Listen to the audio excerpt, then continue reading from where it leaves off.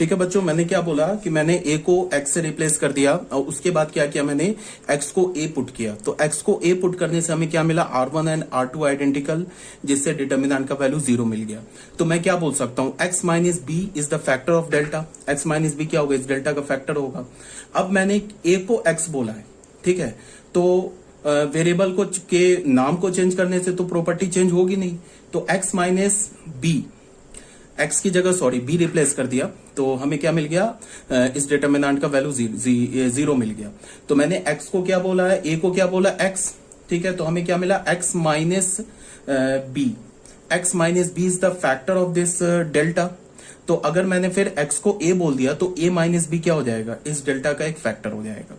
ठीक है, अब a में तो कोई स्पेशलिटी है नहीं, जैसे हमने a को x बोला वैसे b को भी तो x बोल सकते हैं। तो b को अगर मैंने मान लो कि b को x बोला, तो b को x बोलने पे हमें क्या मिलेगा, ऐसे मिल जाएगा। देखो, अगर हमने b को x मिल बोला तो फिर हमें डेल्टा का वैल्यू क्या मिल जाएगा, 1a cube, 1x x cube, 1c c cube. ठीक है, अब यहां पे हमने क्या किया कि x को किससे रिप्लेस कर दिया, x को c से रिप्लेस कर दिया। तो x को c से रिप्लेस कर दिया तो हमें क्या मिल जाएगा, फिर इस डिटर्मिनेंट का वैल्यू 0। क्यों, because R2 and R3 identical हो जाएगा। तो हम लोग क्या बोल सकते हैं, x minus C is the factor, ये हमारा क्या हो जाएगा, एक फैक्टर हो जाएगा। फिर हमने x को क्या बोला है, b, तो b माइनस सी एक फैक्टर हो जाएगा। ठीक है, तो सेम लाइन पे क्या हमारे पास कितने फैक्टर आ गए, एक तो फैक्टर आ गया a माइनस बी, फिर आ जाएगा b माइनस सी। और अगर मैंने मान लो कि c को x से रिप्लेस कर दिया, फिर हमने क्या किया, c की जगह c को x से रिप्लेस करने के बाद c को फिर a से फिर x को a से रिप्लेस किया, तो फिर हमें डेल्टा का वैल्यू 0 मिल जाएगा। तो फिर हम क्या बोल सकते हैं, c minus a is also the factor of delta. तो हमारे पास 3 फैक्टर आ गए। ठीक है, कौन कौन से फैक्टर आ गए, a minus B, b minus C and c minus a।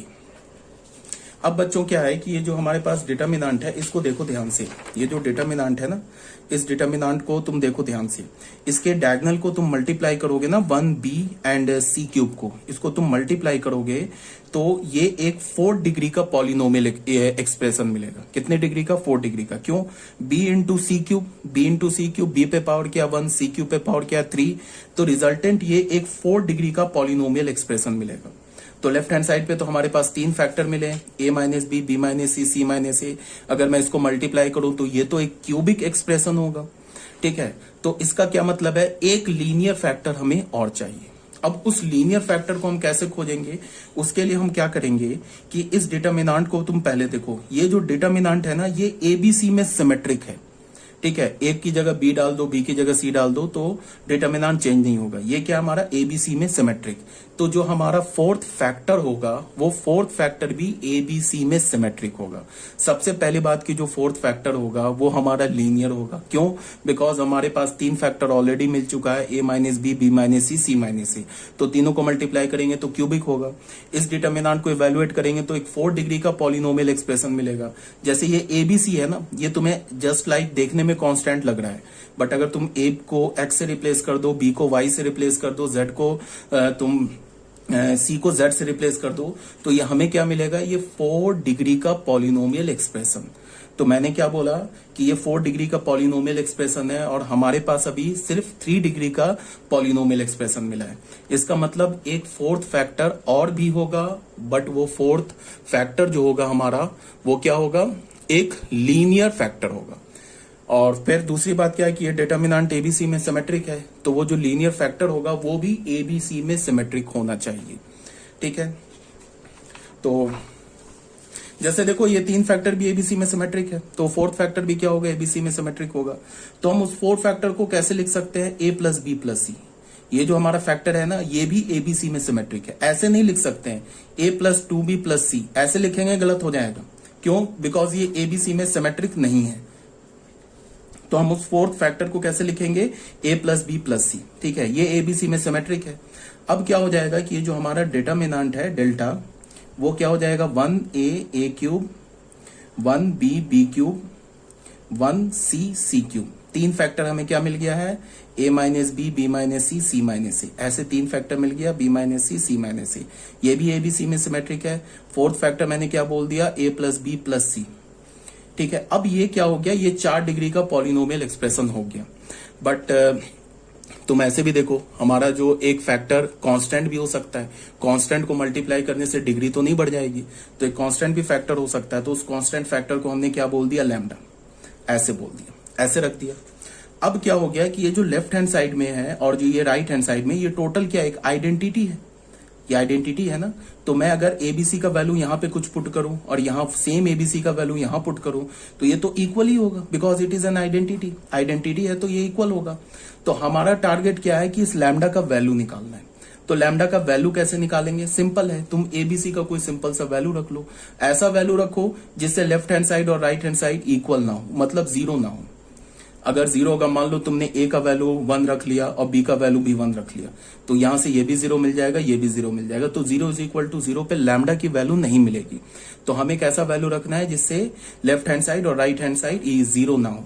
तो हमने क्या किया, ए को 1 बोल दिया, बी को -1 बोल दिया एंड सी को 2 बोल दिया, ऐसे रख दिया, सिंपल सा वैल्यू रख लिया है। ए को 0 बोल दिया, ए को 0 बोल दिया, बी को 1 बोल दिया एंड सी को 2 बोल दिया। अब हमने क्या किया, ए की जगह 0 डाला, तो हमें क्या मिल जाएगा, 1 0 0।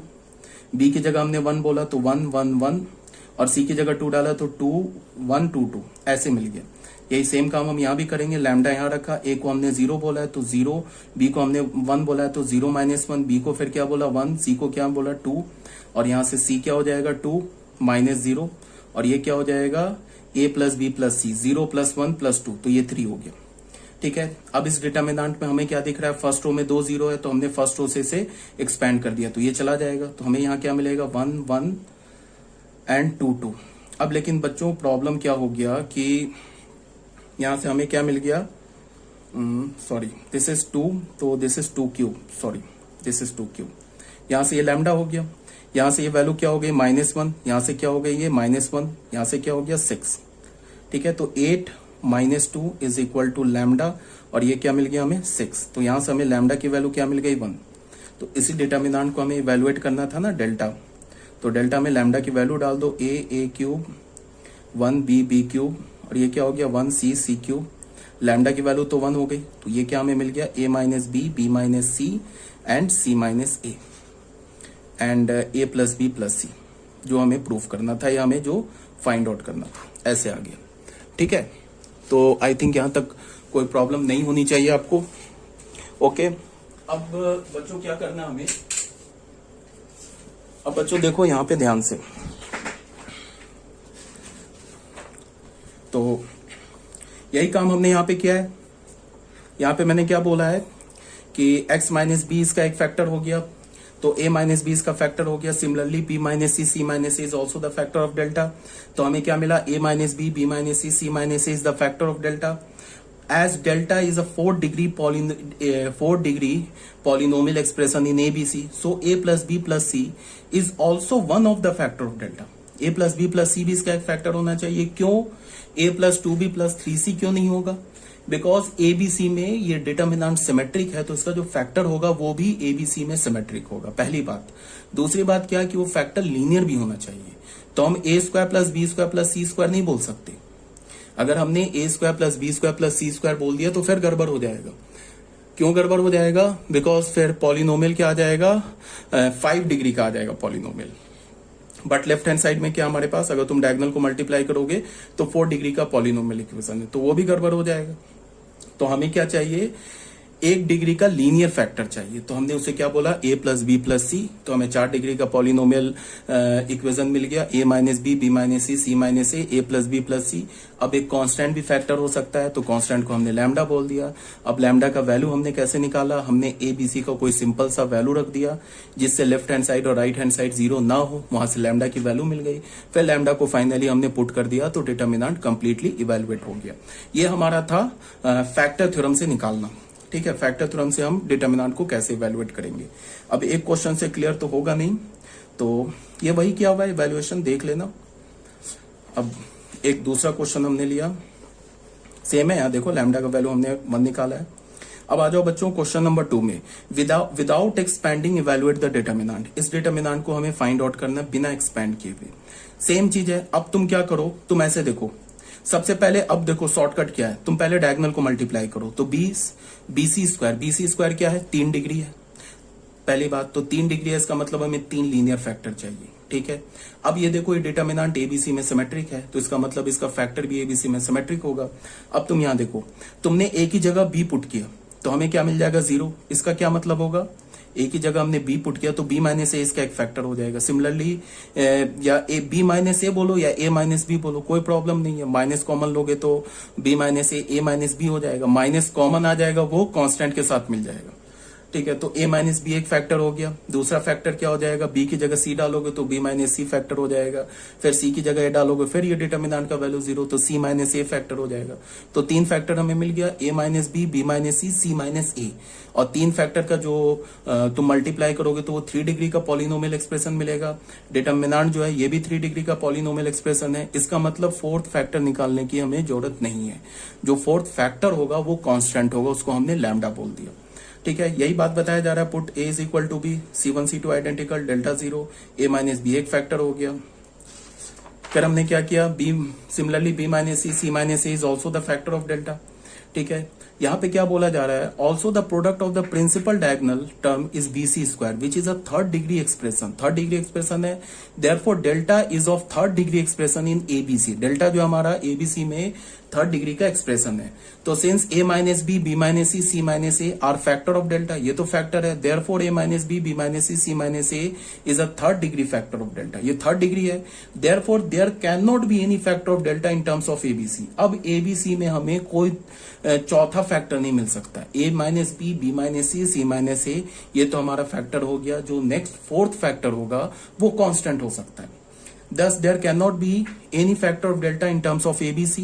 The only factor of delta can be constant, say lambda. हमने constant को lambda बोल दिया, फिर वही कहानी, ये 3 फैक्टर डाल दिया, lambda डाल दिया, a का वैल्यू 0 डाला, b का वैल्यू 1 डाला, c का वैल्यू -1 डाला। इस बात को ध्यान में रखेंगे कि ऐसे वैल्यू को डालेंगे कि जिससे लेफ्ट हैंड साइड और राइट हैंड साइड 0 ना हो। तो यहाँ पे डाल के इवेलुएट किया, लैम्डा की वैल्यू 1 आ गई, फिर ये लैम्डा की वैल्यू यहाँ पे 1 डाल दिया, तो हमें इस डिटर्मिनेंट का वैल्यू क्या मिल गया, a minus B minus C minus A. Clear होना चाहिए। तो ये भी हो गया हमारा क्वेश्चन नंबर 2। अब आ जाओ बच्चों क्वेश्चन नंबर 3 में। क्वेश्चन नंबर 3 में क्या है, फिर वही without evaluating prove that this determinant का value is equal to right hand side, ये राइट हैंड साइड लिखा हुआ है, इसके इक्वल प्रूफ करो। तो सबसे पहले तुम देखो क्या है कि डायगोनल को मल्टीप्लाई करो तो 5 डिग्री का इक्वेशन आ रहा है। इसका मतलब क्या है कि ये जो डिटर्मिनेंट है ये एक पॉलिनोमियल एक्सप्रेशन है 5 डिग्री का। ठीक है, तो हमें ऐसे फैक्टर चाहिए जिसको हम मल्टीप्लाई करें तो 5 डिग्री का पॉलिनोमियल एक्सप्रेशन आ जाए। ठीक है, पहली बात। दूसरी बात क्या कि अगर तुम यहाँ पे a को b से रिप्लेस करोगे तो ये डिटर्मिनेंट का वैल्यू 0, क्यों, बिकॉज R1 R2 आइडेंटिकल तो डेल्टा 0। b को c से रिप्लेस करो, अगेन डिटर्मिनेंट का वैल्यू 0। c को a से रिप्लेस करो, अगेन डिटर्मिनेंट का वैल्यू 0। तो a minus B minus C minus ये 3 फैक्टर तो आ गए।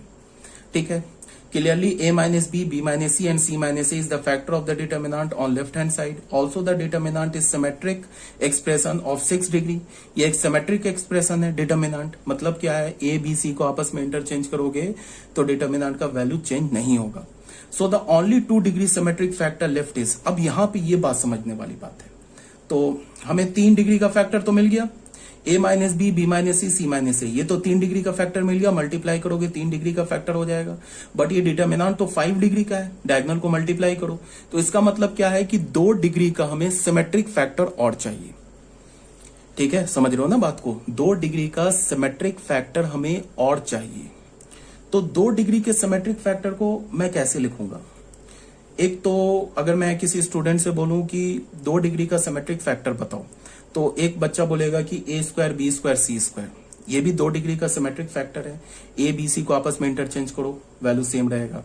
एक बच्चा बोलेगा a b b c c a, तो ये भी सिमेट्रिक फैक्टर है, इसमें भी a b c को आपस में चेंज करो वैल्यू सेम होगा। तो क्या करें, तो हमने क्या किया कि ये a square B square C square और a b b c c a इस दोनों को ऐड कर दिया। तो जब इन दोनों को ऐड करोगे तो ये भी हमें, इसका जो सम होगा ना, ये भी हमें 2 डिग्री का सिमेट्रिक फैक्टर ही मिलेगा, ये 3 डिग्री नहीं हो जाएगा, 2 डिग्री का सिमेट्रिक फैक्टर ही मिलेगा। तो हमने 2 डिग्री के सिमेट्रिक फैक्टर को कैसे लिखा, जब भी तुम्हें 2 डिग्री का सिमेट्रिक फैक्टर चाहिए तो हमेशा तुम कैसे लोगे, lambda times A square plus B square plus C square plus mu times A B plus B C plus C. अच्छा, यहां पे एक बात और, लैम्डा और म्यू का वैल्यू जरूरी नहीं है कि ये इक्वल ही आ जाए। लैम्डा और म्यू का वैल्यू अलग अलग होगा तो भी ये 2 डिग्री का सिमेट्रिक फैक्टर ही होगा। लैम्डा म्यू का वैल्यू अलग अलग होगा ना, तो भी ये 2 डिग्री का सिमेट्रिक ही फैक्टर होगा। बिकॉज अगर मान लो लैम्डा का वैल्यू हमें 2 मिल गया, म्यू का वैल्यू हमें 3 मिल गया, तो अगर तब भी तुम यहाँ एबीसी को और यहाँ एबीसी को आपस में इंटरचेंज करोगे, सेम एक्सप्रेशन मिल जाएगा, तो भी ये 2 डिग्री का सिमेट्रिक फैक्टर ही होगा। तो तुम्हें याद क्या रखना है कि जब भी तुम्हें 2 डिग्री का सिमेट्रिक फैक्टर लेना हो तो तुम हमेशा ऐसे लोगे, lambda times A square plus B square plus C square plus mu times A B plus B C plus C A. और अगर तुम्हें 1 डिग्री का सिमेट्रिक फैक्टर लेना हो तो तुम कैसे लोगे, ए प्लस बी प्लस सी। इस बात को याद रखोगे, ठीक है। तो इसका डिग्री क्या, 5, तो हमने 3 डिग्री तो खोज निकाला, ए minus B minus C minus A, ये 3 फैक्टर तो हमने खोज लिया। अब जो 2 फैक्टर है तो 2 फैक्टर को हमने कैसे ले लिया, 2 डिग्री का सिमेट्रिक फैक्टर कैसे ले लिया, lambda times A square plus B square plus C square plus mu times A B plus B C plus C, ठीक है। अब फिर वही बात, अब यहाँ पे लैम्डा और म्यू 2 वेरिएबल है तो हमें 2 इक्वेशन चाहिए। तो हमें करना क्या होगा कि एक बार हमने ए का वैल्यू 0 डाला, बी का वैल्यू 1 डाला, सी का वैल्यू 2 डाला, तो यहां से हमें क्या मिलेगा, एक एक्सप्रेशन मिलेगा, एक इक्वेशन मिलेगा, सॉरी, लैम्डा एंड म्यू में। फिर एबीसी का वैल्यू हम डिफरेंट करेंगे तो हमें दूसरा एक लीनियर इक्वेशन मिलेगा लैम्डा एंड म्यू में, तो वहां से हमें 2 लीनियर इक्वेशन मिल जाएगा। तो लैम्डा म्यू को सॉल्व करके लैम्डा म्यू की वैल्यू निकाल लेंगे, फाइनली यहाँ पे पुट कर देंगे, डिटर्मिनेंट इवैल्यूएट हो जाएगा। क्लियर है ये बात। तो हमने क्या किया, सबसे पहले a is equal to 0, b is equal to 1 and c is equal to 2 put किया। तो हमें क्या मिल गया, देखो यहाँ पे ये कैलकुलेशन है, मैं करूंगा तो अभी टाइम वेस्ट होगा, देख लो ये कैलकुलेशन किया हुआ है, यहाँ पे ये कैलकुलेशन किया तो हमें पहला इक्वेशन क्या मिल गया, 5 lambda plus 2 mu is equal to 7। फिर हमने ए का वैल्यू 2 0, बी का वैल्यू 2, सी का वैल्यू 1। इस वैल्यू को रखने के लिए तुम 2 बात का ध्यान रखोगे, एक तो ऐसा वैल्यू रखोगे जिससे लेफ्ट हैंड साइड और राइट हैंड साइड इक्वल ना हो, अगर left hand side sorry equal ना हो, नहीं 0 ना हो, अगर लेफ्ट हैंड साइड और राइट हैंड साइड 0 हो जाएगा तो वहां से तुम्हें लैम्डा म्यू का कोई वैल्यू नहीं मिलेगा, पहली बात। दूसरी बात कि हमें एक छोटा नंबर रखना है, 1 2 -1 3, इससे ऊपर नहीं बढ़ना है। तो हमने यहाँ क्या किया, दूसरे बार में ए का वैल्यू 0 डाला, B is equal to 2 and C is equal to -1 डाला, फिर इसको इवेल्युएट किया। तो यहां से हमें क्या मिल गया, ये हमें सेकंड इक्वेशन मिल गया। तो ये हमें लैम्डा एंड म्यू में 2 लीनियर इक्वेशन मिल गया in terms of lambda and mu, lambda and mu में 2 लीनियर इक्वेशन मिल गया, ठीक है बच्चों। अब हमने क्या किया, लैम्डा म्यू को सॉल्व कर लिया, ये तो लीनियर इक्वेशन इन 2 वेरिएबल जैसा है, तो इसको हमने सॉल्व किया तो लैम्डा की वैल्यू क्या मिल गई 1, म्यू की वैल्यू क्या मिल गई 1। अब हमने लैम्डा और म्यू की वैल्यू को फाइनल यहाँ पे सब्स्टिट्यूट कर दिया, देख लो, तो ये हमें क्या हो गया, प्रूफ हो गया। बहुत इजी है, कोई प्रॉब्लम नहीं है। अब फिर आ जाओ क्वेश्चन नंबर 4 में। क्वेश्चन नंबर 4 में क्या बच्चों बोला जा रहा है, विदाउट इवेल्युएटिंग प्रूव दैट, बिना इवेल्युएट किए ये प्रूव करो कि इस डिटर्मिनेंट का वैल्यू क्या है, a minus B minus C minus A B plus B C plus C है, ठीक है। तो सबसे पहले हमने देखा डिग्री क्या है, डायगोनल के एलिमेंट को मल्टीप्लाई किया, तो डिग्री क्या है हमारे पास 5, और ये तो बिल्कुल ऑब्वियस सी बात है, ए की जगह बी डालोगे तो 0, बी की जगह सी डालोगे 0, सी की जगह ए डालोगे 0, तो ए minus B minus C minus ए, 3 फैक्टर आ गया। तीनों फैक्टर को मल्टीप्लाई करोगे तो 3 डिग्री का पॉलिनोमियल एक्सप्रेशन मिलेगा। इसका क्या मतलब है कि 2 डिग्री का polynomial expression, symmetric polynomial expression बचा हुआ है, वो फैक्टर निकालना है। एक हमें ऐसा फैक्टर निकालना है जो 2 डिग्री का भी हो, सिमेट्रिक भी हो। तो मैंने क्या बोला, 2 डिग्री के सिमेट्रिक फैक्टर को तुम कैसे लिखोगे, lambda times A square plus B square plus C square plus mu times A B plus B C plus C. तो हमने ऐसे लिख लिया। अब हमारा क्या हो गया कि ये कंप्लीट हो गया। मतलब क्या है कि अब इस पे हम ए बी सी के डिफरेंट वैल्यू डाल के यहाँ से 2 इक्वेशन निकालेंगे लैम्डा एंड म्यू में, दोनों को सॉल्व करके फाइनली यहाँ डालेंगे तो डिटर्मिनेंट इवेल्युएट हो जाएगा। अच्छा, इसमें कोई बच्चा ये बोलेगा कि इसके आगे भी तो हम एक कांस्टेंट फैक्टर ले सकते थे, तो ले लो, कोई बात नहीं है, तो भी चल जाएगा। वो खुद ही लैम्डा म्यू का जो वैल्यू आना होगा ना वो सेम आएगा। मान लो यहाँ पे तुमने एक कांस्टेंट फैक्टर अल्फा ले लिया, तो ले लो। अब कांस्टेंट फैक्टर अल्फा ले लो तो उसमें क्या होगा, 3 इक्वेशन चाहिए होगा लैम्डा म्यू और अल्फा की वैल्यू निकालने के लिए। यहाँ पे कांस्टेंट की जरूरत ही नहीं है। तो हमने यहाँ पे क्या किया, ए का वैल्यू 0, बी का वैल्यू 1, सी का वैल्यू -1 डाला। यहाँ पे डालने के बाद हमने क्या किया, फिर ये वैल्यूएट किया, तो फिर हमें लैम्डा म्यू में एक इक्वेशन मिल गई। तुम इसे बच्चे कैलकुलेट करके देख लेना, मैं अगर कैलकुलेट करूं टाइम ज्यादा लगेगा, वीडियो का फालतू का लेंथ बढ़ेगा, जिसका कोई मतलब नहीं है। ये मैंने ऑलरेडी कैलकुलेट कर रखा है, एक बार आप कैलकुलेट कर लेना। तो यहां से हमें लीनियर इक्वेशन इन 2 वेरिएबल मिल गया in terms of lambda and mu. फिर हमने क्या किया, ए का वैल्यू 0, बी का वैल्यू 1, सी का वैल्यू 2 डाला। तो फिर हमें एक लीनियर इक्वेशन इन 2 वेरिएबल मिल गया in terms of lambda mu. इन दोनों से हमने लैम्डा म्यू को सॉल्व किया, तो लैम्डा की वैल्यू हमें 0 मिल गई, म्यू की वैल्यू हमें 1 मिल गई। तो 0 और 1 डाल दिए यहाँ पे, देख लो यहाँ पे तुम लैम्डा का वैल्यू 0 डाल दो, म्यू का वैल्यू 1 डालो, ये प्रूफ हो जाएगा राइट हैंड साइड। ठीक है, तो ये भी हो गया हमारा क्वेश्चन नंबर 4। अब बच्चों आ जाओ क्वेश्चन नंबर 5 में। क्वेश्चन नंबर 5 में क्या है, फिर वही विदाउट एक्सपैंडिंग शो डैट, बिना एक्सपैंड किए ये प्रूफ करो। ठीक है, तो इसमें भी हम फैक्टर थ्योरम लगाएंगे। अब तुम यहां देखो, अगर तुमने ए को बी से रिप्लेस कर दिया, यहां पे है ना ए, इसकी जगह बी डाल दो, तो बी डालोगे तो R1 R2, उससे भी पहले ये डायगोनल को मल्टीप्लाई करो तो 2 डिग्री 2 डिग्री 2 डिग्री 2 4 6 डिग्री का ये पॉलिनोमियल एक्सप्रेशन लिखा हुआ है। इसका मतलब हमें क्या चाहिए, 6 डिग्री का फैक्टर चाहिए। मतलब हमें ऐसे फैक्टर चाहिए जिसको हम मल्टीप्लाई करें तो टोटल कितने डिग्री हो जाए, 6 डिग्री हो जाए। तो हमने क्या किया, सबसे पहले हमने ये देखा कि ए की जगह हमने क्या किया, एक्स की जगह या फिर तुम बोलो ए की जगह हमने बी डाला, तो R1 R2 आइडेंटिकल हो जाएगा, तो फिर इस डिटर्मिनेंट का वैल्यू 0 हो जाएगा। फिर तुम B की जगह C डालो तो R2 R3 आइडेंटिकल हो जाएगा, तो डिटर्मिनेंट का वैल्यू 0 हो जाएगा। फिर तुम C की जगह A डालो तो R1 R3 आइडेंटिकल हो जाएगा, तो फिर डिटर्मिनेंट का वैल्यू 0 हो जाएगा। इसका क्या मतलब है कि 3 फैक्टर तो हमें ऐसे ही मिल गया, A minus B, B minus C, C minus C। ठीक है, अब 3 फैक्टर मिल गया। अब फिर तुम देखो x की जगह ना, x की जगह तुम यहां इस x की जगह y डालो तो C1 और C2 आइडेंटिकल हो जाएगा। ठीक है, तो इसका मतलब फिर डिटर्मिनेंट का वैल्यू 0, तो फिर x माइनस वाई एक फैक्टर मिल गया। फिर तुम y की जगह z डालो तो फिर तुम क्या देखोगे कि C2 एंड C3 आइडेंटिकल हो जाएगा, तो फिर y माइनस z भी एक फैक्टर मिल गया। फिर तुम z की जगह a डालो तो तुम देखोगे कि C1 और C3 आइडेंटिकल हो जाएगा, तो z माइनस a भी फैक्टर मिल गया।